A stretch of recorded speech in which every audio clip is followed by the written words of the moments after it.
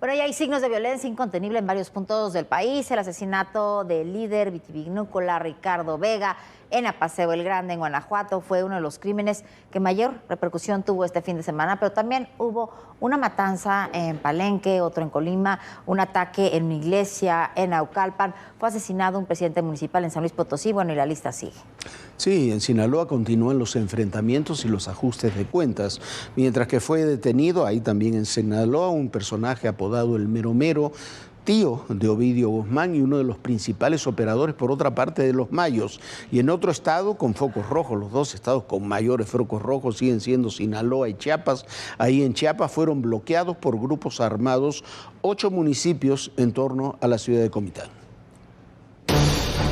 La mañana de este lunes, un grupo criminal atacó con explosivos a elementos de la Defensa Nacional que patrullaban la localidad de Los Gallineros, municipio de Cotija, en Michoacán. 2 murieron y al menos 5 son atendidos en hospitales. 3 aeronaves de la Secretaría de Seguridad llegaron a la zona en los límites de Michoacán con Jalisco para trasladar a los lesionados. Esa región está bajo control del cártel Jalisco Nueva Generación. En San Luis Potosí, hombres armados asesinaron al alcalde Jesús Eduardo Franco Lárraga, junto con su secretario particular y 2 escoltas, cuando circulaban por la carretera Tamazunchale, Ciudad Valles, en la región huasteca. El crimen ocurre en un contexto de violencia en la región por tensiones relacionadas con el crimen organizado y conflictos políticos. Otro de los estados donde la violencia no cesa es Colima.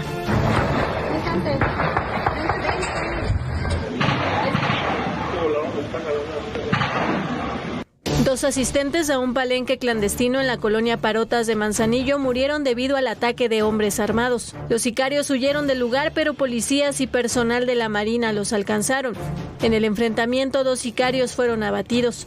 Uno de ellos, identificado como José Isabel N., alias El Chabelo Ovarenca, encargado de plaza en Manzanillo del cártel de Sinaloa. En Puebla, el comandante de la policía de Tilapa, Israel Bielma Herrera, fue asesinado. Los reportes indican que el mando regresaba de casa de sus familiares cuando un hombre y una mujer los interceptaron en el acceso al municipio de Itzala y le dispararon. En Villahermosa, Tabasco, un hombre murió en una balacera a escasos metros de las Secretarías de Finanzas y de Bienestar. Los reportes indican que sujetos a bordo de una camioneta le dispararon más de 15 veces. Mientras que en Villa Ocuitzapotlán, pistoleros irrumpieron en un hogar para atacar a los habitantes. Un hombre de 52 años de edad resultó gravemente herido y su hijo de 29 falleció. En Chiapas, hombres encapuchados instalaron al menos 8 narcobloqueos en municipios que colindan con Comitán en la región de la Sierra Fronteriza. Estos sujetos exigen la liberación de 30 personas detenidas durante los cateos realizados en casas de seguridad y establecimientos de distribución de estupefacientes. En Culiacán, Sinaloa, vecinos de al menos 8 colonias reportaron detonaciones con armas de grueso calibre.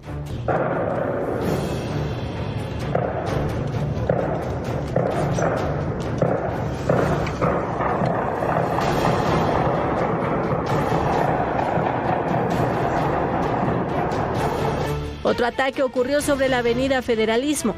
El asesinato de un hombre cerca de un campo de béisbol provocó que jugadores y asistentes corrieran alarmados para buscar protección. Por ahí una persona pierde la vida, pero también dentro de esta situación hubo 2 detenciones de probables o presuntos agresores u homicidas. En Badiraguato, Hernán Domingo Ojeda López, alias El Mero Mero, tío de Ovidio Guzmán, fue detenido. Este sujeto, identificado como generador de violencia, fue capturado en la localidad de La Majada de Arriba, luego de una serie de trabajos de inteligencia de las fuerzas federales. El Mero Mero contaba con una orden de aprehensión por delincuencia organizada y trasiego de fentanilo a Estados Unidos. Pese a su vínculo familiar, Ojeda operaba para la facción del Mayo Zambada. De acuerdo con el informe preliminar del Secretariado Ejecutivo del Sistema Nacional de Seguridad Pública, del viernes 13 al domingo 15 de diciembre, se registraron 197 asesinatos en todo el país. Y mientras tanto, en los Estados Unidos fue detenido el minilic Damaso López Hijo, el hijo de quien fuera uno de los lugartenientes más importantes del Chapo Guzmán. El Minilic se había entregado a la justicia estadounidense hace ya unos años, se había convertido en testigo protegido gracias a sus acusaciones, sobre todo contra los chapitos, que eran sus amigos de la infancia, de la juventud y luego sus enemigos. Pero según las investigaciones de la DEA, ahora se dice que seguía traficando mientras era testigo protegido y estaba en libertad en los Estados Unidos y daba entrevistas y algún periodista lo utilizaba como su fuente principal, seguía traficando con fentanilo. Ha terminado siendo otra vez detenido, mientras que este lunes fue extraditado desde los Estados Unidos Osiel Cárdenas Guillén, quien enfrenta 7 procesos penales en nuestro país. Por la mañana fue entregado a las autoridades mexicanas en Tijuana y esta noche ya duerme en el penal del Altiplano. Esta información también es muy importante. ¿Por qué? Porque Osiel Cárdenas también había sido testigo protegido y por eso le habían dado una pena relativamente reducida en los Estados Unidos. Pero la detención del Minilic y la extradición, el regreso, ¿no? La extradición a México de Osiel Cárdenas podría significar que Estados Unidos está cambiando esta tan criticada política de los testigos protegidos de narcotraficantes que iban, se presentaban en la Unión Americana, declaraban algo contra alguna persona y quedaban finalmente en libertad.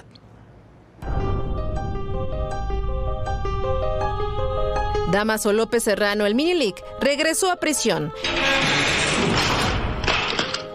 El pasado 13 de diciembre fue detenido en Virginia, Estados Unidos, acusado de traficar fentanilo. Desde 2022 se encontraba bajo libertad condicional, debido a que se había convertido en testigo colaborador del Departamento de Justicia de Estados Unidos.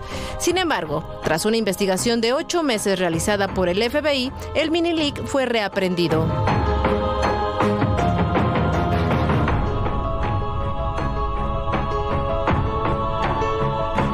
Es hijo de Dámaso López Núñez, el licenciado, compadre y hombre de confianza durante muchos años de Joaquín El Chapo Guzmán. Formó parte del cártel de Sinaloa y del círculo serrano del Chapo, ya que el Minilic incluso convivió con los chapitos. Pero tras la detención de su padre y la extradición del Chapo a la Unión Americana, el Minilic estuvo involucrado en disputas internas en el cártel de Sinaloa. Fue contra Iván Archibaldo Guzmán y Jesús Alfredo Guzmán Salazar, ambos hijos del Chapo Guzmán. Este conflicto incluyó acusaciones de traición y enfrentamientos por el control de la organización. Además, en México el Minilic fue señalado como presunto autor intelectual del asesinato del periodista Javier Valdés, ocurrido en mayo de 2017. En ese mismo año, el Minilic, a sus 29 años, decidió entregarse a las autoridades estadounidenses en el puerto de entrada de Calexico West, California, argumentando que su vida y la de su padre corrían riesgo. En ese momento, el gobierno de la Unión Americana declaró que la entrega del Minilic era considerada la detención de mayor relevancia. En enero del 2018 se declaró culpable por los delitos relacionados con la conspiración para distribuir drogas como cocaína, metanfetamina y heroína. Recibió sentencia de 6 años de prisión. Una de sus mayores colaboraciones con Estados Unidos fue testificar en el juicio contra Joaquín El Chapo Guzmán realizado en 2019. También fue pieza clave en el caso contra Emma Coronel. El Minilic no es el único que de nuevo enfrenta a la justicia. Este lunes 16 de diciembre, Osiel Cárdenas Guillén fue extraditado desde Estados Unidos a México. Es su segunda extradición, ya que en 1994, tras permanecer 2 años en una prisión de la Unión Americana, regresó a Matamoros, donde obtuvo su libertad. Desde ese momento se integró a la Policía Judicial Federal, donde comenzó su vínculo con el Cártel del Golfo, el cual lideró tras la detención de Juan García Abrego en 1996. En esa misma época reclutó a sicarios que más tarde fueron conocidos como los Zetas, brazo armado del cártel y el más sanguinario hasta ese momento. Osiel Cárdenas ordenó el asesinato de Salvador Gómez Herrera, uno de sus aliados más cercanos, con la finalidad de quedarse con el control completo del Cártel del Golfo. Por ello se ganó el mote del Matamigos. Así se hizo del control de Matamoros, Reynosa, Ciudad Río Bravo, Miguel Alemán, Tampico, Valle Hermoso y Ciudad Victoria, y expandió sus operaciones a Nuevo León y Veracruz. Osiel Cárdenas Guillén fue detenido en 2003. y 4 años después, en 2007, fue extraditado a Estados Unidos, acusado de 19 cargos relacionados con narcotráfico, lavado de dinero y extorsión a agentes federales. En 2010 le retiraron 12 cargos y lo sentenciaron a 25 años de prisión y una multa de $50 millones. Esta noche fue enviado al penal del Altiplano, Estado de México. Enfrenta cargos por delincuencia organizada y lavado de dinero. Por estos delitos se estima que alcance una pena aproximada de hasta 730 años de prisión.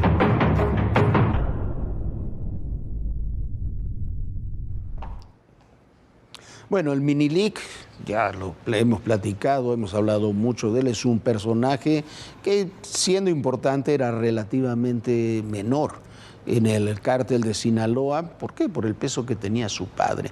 Pero se crió, fue amigo de infancia, de juventud, hasta bien entrada esa juventud, con los Chapitos, eran todos del mismo grupo. El padre, Dámaso López, era el operador más cercano al Chapo Guzmán. Cuando el Chapo Guzmán se va a Estados Unidos y Dámaso López quiere ser el sucesor, es cuando los Chapitos comienzan la guerra contra el Minilic, y es que él y su padre se terminan entregando. Se convierte en testigo protegido y se descubre tantos años después que seguía traficando con fentanilo. Lo habían dejado en libertad. El caso de Osiel Cárdenas es más sintomático aún. Quizás muchos no recuerden ahora a Osiel Cárdenas, pero Osiel Cárdenas, que fue extraditado en 2007 a los Estados Unidos, fue una de las primeras medidas que tomó el entonces presidente Calderón cuando José Luis Santiago Vasconcelos era el responsable antidrogas del país. Osiel Cárdenas fue el que comenzó con el cártel del Golfo y los Zetas la matazón que hemos tenido en México desde esa época hasta ahora.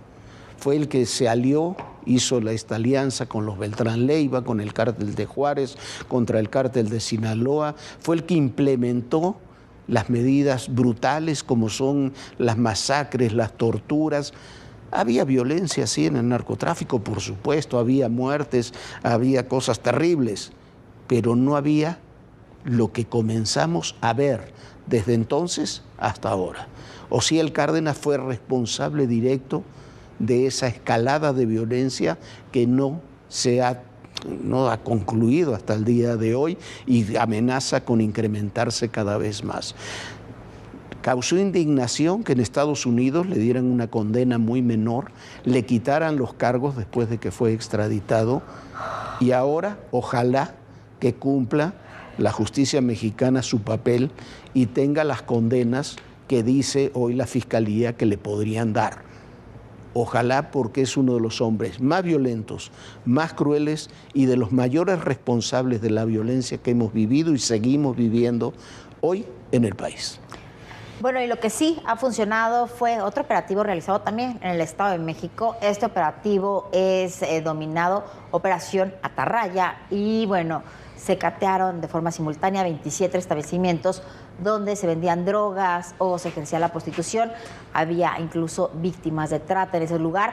Y bueno, la mayoría de estos lugares son llamados chelerías, como comúnmente se les conoce. Sí, otros operativos permitieron la detención de Carlos Mario Lugo, presunto líder de los colombianos o los balsas dedicados al tráfico de personas y falsificación de documentos. Estas acciones se dieron en la Ciudad de México, en el Estado de México y en Nayarit, y fueron realizadas por las instancias federales, la Secretaría de Seguridad, la Defensa y la Secretaría de la Marina. Es Mario N., presunto líder de una organización criminal dedicada al tráfico de migrantes y a la falsificación de documentos, conocida como los colombianos o balsas. Opera en Colombia, Guatemala y México. Tras una investigación, autoridades federales localizaron la casa donde este hombre y sus cómplices enviaban a los migrantes para luego enviarlos a Estados Unidos. La Secretaría de Seguridad y Protección Ciudadana, la Defensa, la CEMAR y el Instituto Nacional de Migración realizaron el primer cateo en la alcaldía Gustavo Amadero, donde aseguraron una caja fuerte, una computadora portátil, un arma de fuego corta, equipos de telefonía y documentación diversa. En otro cateo, realizado en el Estado de México, detuvieron a una mujer y liberaron a un migrante de origen guatemalteco, quien se encontraba privado de la libertad. De forma simultánea, también realizaron otro cateo en Nayarit. En total, 10 personas fueron detenidas, entre ellas Mario N. y 4 mujeres quienes se encargaban de cuidar a los migrantes en casas de seguridad. Según los reportes, la organización implementaba un complejo esquema de tráfico de personas, ingresándolos al país por Tapachula, Chiapas o Mérida, Yucatán, para luego transportarlos hacia estados como Colima, Nayarit y Baja California. Del que somos el primer país exportador. Renunció, ¿por qué? Porque no estaba de acuerdo. La magnitud que ha tenido el narcotráfico mexicano. Las confrontaciones, las reacciones.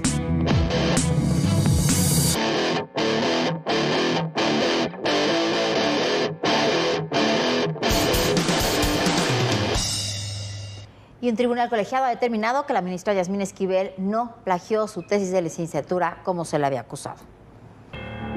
La ministra Yasmín Esquivel Moza es la única autora de la tesis Inoperancia de los sindicatos en los trabajadores de confianza del artículo 123, apartado A, que presentó en 1987 para obtener el grado de licenciatura en Derecho por la Universidad Nacional Autónoma de México. A través de su cuenta de X, la ministra dio a conocer la resolución emitida por el Quinto Tribunal Colegiado en materia administrativa. Por unanimidad, determinó que Yasmín Esquivel Moza cumplió con cada uno de los requisitos para obtener el grado de licenciatura de manera legítima, lo que es congruente con la declaratoria del juez civil de la Ciudad de México. Señala que nunca existió plagio de la tesis de licenciatura y que se trató de un ataque político para descalificarle en la contienda por la presidencia de la Suprema Corte de Justicia de la Nación. La defensa de la ministra Esquivel presentó pruebas técnicas, científicas y testimoniales que acreditaron que ella es la autora original del trabajo, así como la entrega de su proyecto a la Facultad de Estudios Superiores en Aragón. La resolución también indica que la ministra fue injustamente difamada. Fue el tiempo y las sentencias judiciales las que le han dado la razón, con lo que queda aclarado no solo ante los medios y la sociedad, sino ante los tribunales y las instituciones del país, lo que en realidad fue un infundio. La ministra Yasmín Esquivel celebró esta resolución. Indicó que hoy quedó aclarado y concluido lo que fuera un infundio. Además, reconoció que siempre ha sido defensora y respetuosa del Estado de Derecho, así como orgullosa egresada de la UNAM. Para ADN 40, Fuerza Informativa Azteca. Bueno, mire, aquí hemos seguido muy de cerca todo este caso y estas pruebas que ahora ratifica un tribunal colegiado son las que le mostramos en su momento y son pruebas también duras. Yo sé que hubo toda una campaña política y mediática en torno a la ministra Yasmín Esquivel. Se puede estar de acuerdo o no con sus resoluciones, pero que esa era una acusación en buena medida falsa, cuando uno analizaba las pruebas, llegaba a esa conclusión, si quería analizar las pruebas. En muchas ocasiones no se hizo, y en muchas ocasiones aquí les dijimos que esa acusación era falsa. Ahora queda ratificada por los tribunales y bueno, el golpe no lo quita nadie después de 2 años de golpeteo constante. Sin duda. Bueno, y vamos a otro tema, el pleito entre Adán Augusto López y Ricardo Monreal, líderes de Morena en las cámaras de senadores y diputados respectivamente, y antes ambos aspirantes presidenciales de ese partido. Ha trascendido el conflicto natural entre 2 militantes con posiciones contrapuestas. Se ha vuelto ya un escándalo. Sí, estamos hablando de denuncias de malos manejos, denuncias recíprocas, hechas sobre el cierre del periodo ordinario del Congreso, cuando se acababa de aprobar el presupuesto y para la cual el líder morenista en el Senado, Adán Augusto, utilizó la tribuna y hace una denuncia contra su compañero de partido, según dijo el presidente de la Cámara Alta, otro personaje inefable, Gerardo Fernández Noroñas, para contestar, dice, a una venganza. Bueno, una venganza, y no terminó en esa declaración. Inmediatamente después se presentaron las denuncias formales ante la función pública, un síntoma de otras rupturas internas dentro del movimiento de Morena, y las repercusiones han trascendido también en el Congreso. Siguen las diferencias entre Adán Augusto López y Ricardo Monreal. líderes de Morena en la Cámara de Senadores y Diputados, respectivamente. Molesto ante lo que acusa fue un recorte al presupuesto del Senado, Adán Augusto López anunció acciones legales. Monreal niega tal recorte. El viernes, desde la tribuna, Adán Augusto advirtió que se abrirían denuncias por 2 presuntos contratos irregulares, a los cuales calificó como negocitos añejos de mantenimiento de elevadores y administración de archivos. Hemos iniciado el procedimiento de rescisión de un contrato multianual que importa la cantidad de 90.427.500 pesos a una empresa que se llama Grupo Piazza. Y vamos a presentar en la próxima sesión 3 o 4 contratos más, donde también se simulaban prestaciones de servicios al Senado de la República. Adán Augusto dijo que no señalaba a nadie y que serían las autoridades las encargadas de decidirlo. En todo caso, serán las autoridades competentes quienes hagan la investigación ante las denuncias presentadas y deslinden responsabilidades. En redes sociales, Monreal rechazó las presuntas irregularidades durante su administración al frente del Senado. Tengo que aclarar los infundios que hoy se expresaron en la tribuna de la Cámara de Senadores. Primero, no hubo recorte alguno en el Senado de la República. Se incrementó el 3% con respecto al ejercicio que está concluyendo. Ese es el origen quizá de los infundios y las falsedades que hoy en tribuna se expresaron en contra de la administración que encabecé. El presidente de la Cámara Alta, Gerardo Fernández Noroña, confirmó que existen diferencias entre los legisladores y que eso ha provocado un poco de tensión. Dijo que Monreal tendió un puente y Adán Augusto está agraviado. Incluso que Monreal desobedeció una instrucción en el tema de presupuesto. Y me parece que ahí hay una vendetta política personal en su decisión. Es incorrecto. Eso no se debe hacer. Entre acusaciones y reproches, se presentaron las denuncias formales ante la función pública. Este lunes, la presidenta Claudia Sheinbaum minimizó la discusión. Señaló que es un asunto que ellos deben resolver y que nada vulnera la unidad de la Cuarta Transformación. Ellos tienen claro lo que significa el movimiento y pues no puede ser un tema de recursos el que sea lleve a una discusión. Entonces, pero se va a resolver.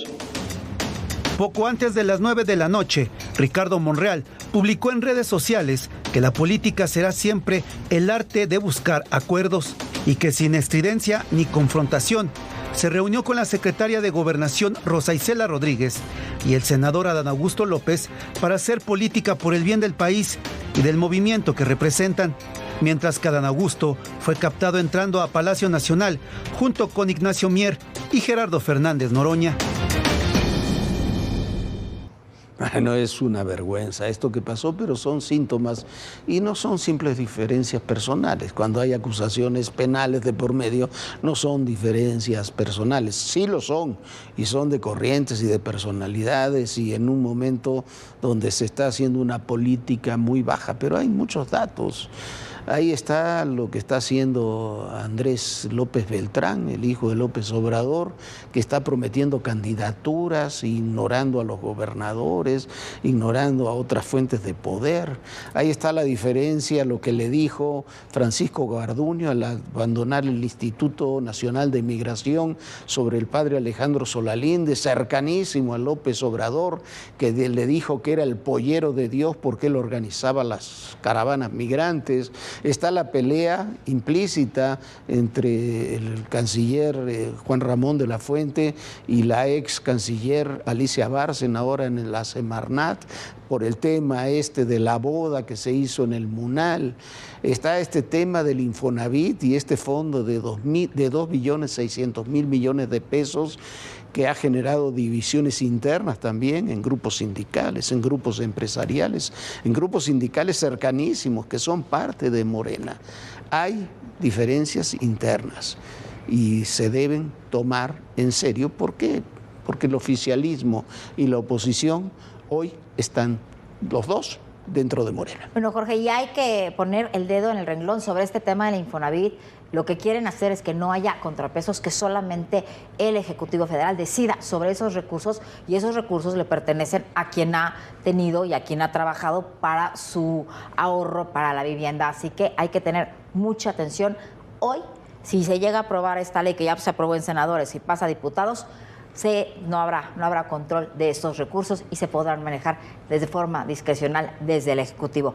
Y también hay otro tema que nos debería alarmar: la confirmación de Rutilio Escandón como cónsul en Miami, que también ha generado un profundo descontento dentro de Morena y fuera de Morena. ¿Por qué? Porque Escandón fue uno de los peores gobernadores de la historia de Chiapas, con un equipo marcado por la corrupción. Y bueno, dejó el Estado de una manera terrible. No habíamos visto esta inseguridad y esta violencia como lo hemos visto ahora, Jorge. No, y no lo habíamos visto, Viviana, no solamente la corrupción, no lo habíamos visto en el nivel del involucramiento de buena parte del equipo de Rutilio Escandón con el narcotráfico, con el crimen organizado, con la trata de personas. Eso es lo que se debe castigar. No se puede premiar a un gobernador que hizo una gestión catastrófica con un consulado en Miami para que disfrute y la pase bien. Es vergonzoso. Bueno, y no pasa por ser un compañero de partido, como se dijo. Es un hombre que tendría que estar en investigación. Bueno, se dice que sí hay investigaciones en contra de Rutilio Escandón, pero por parte de autoridades estadounidenses. Así que a ver qué pasa con Rutilio Escandón en Miami, con investigaciones que dicen hay en su contra. Habrá que confirmar esta información, pero lo veremos eso en los próximos días. Nosotros ya nos vamos. Muchísimas gracias por habernos acompañado. Descansa, sueñe bonito. Bonita noche, Jorge. Muy buenas noches, Viviana. Muy buenas noches a todos ustedes. Y recuerden, en el poder y en la política, todo, pero absolutamente todo, es personal. Gracias.